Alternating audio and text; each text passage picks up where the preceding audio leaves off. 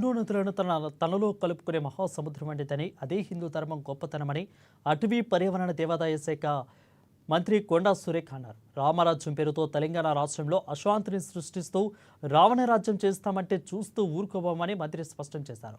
కొందరు దుండగుల దాడిలో గాయపడి తీవ్ర వివాదంలో ఉన్న చిలుకూరి పాలచి ఆలయ ప్రధాన అర్చకులు రంగరాజన్తో పాటు వారి తండ్రి సౌందర రాజన్ను కూడా మంత్రి కొండా సురేఖ వారి నివాసానికి వెళ్లి పరామర్శించారు.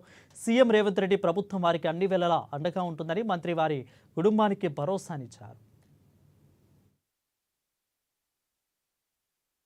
ఇక సీఎస్ రంగరాజన్పై జరిగిన దాడిని మంత్రి కొండా సురేఖ తీవ్రంగా ఖండించారు. సంఘ వ్యతిరేక శక్తులు తమ స్వప్రయోజనాల కోసం రాముని పేరుతో రాజకీయాలు చేస్తూ ప్రశాంతంగా సాగుతున్న తెలంగాణ సమాజాన్ని అశాంతికి గురి చేస్తే చర్యలను ఉక్కుపాదంతో అణిచివేస్తామని తేల్చి చెప్పారు. ఎంతో ప్రాచీనమైన ధర్మంలో ఎవరిని నమ్మకాలు వారివని, తమ నమ్మకాలను ఇతరులపై రుద్దడం వారి స్వేచ్ఛను హరించడమేనని మంత్రి అన్నారు.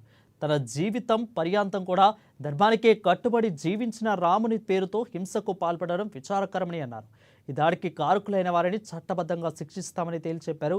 ఇక భవిష్యత్తులో ఇలాంటి చర్యలకు పాల్పడితే తీవ్ర చర్యలు ఉంటాయని మంత్రి సురేఖ హెచ్చరించారు.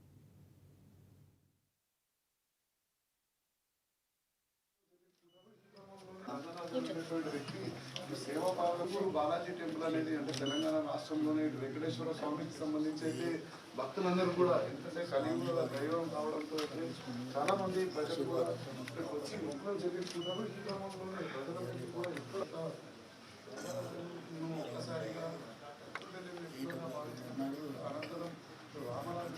అనంతరం వెంకటేశ్వర స్వామికి సంబంధించి అయితే భక్తులందరూ కూడా ఎందుకంటే కలియుగ దైవం కావడంతో చాలా మంది ప్రజలు కూడా ఇక్కడికి వచ్చి మొక్కలు చెల్లించుకుంటారు. ఈ క్రమంలోనే ప్రజలందరికీ కూడా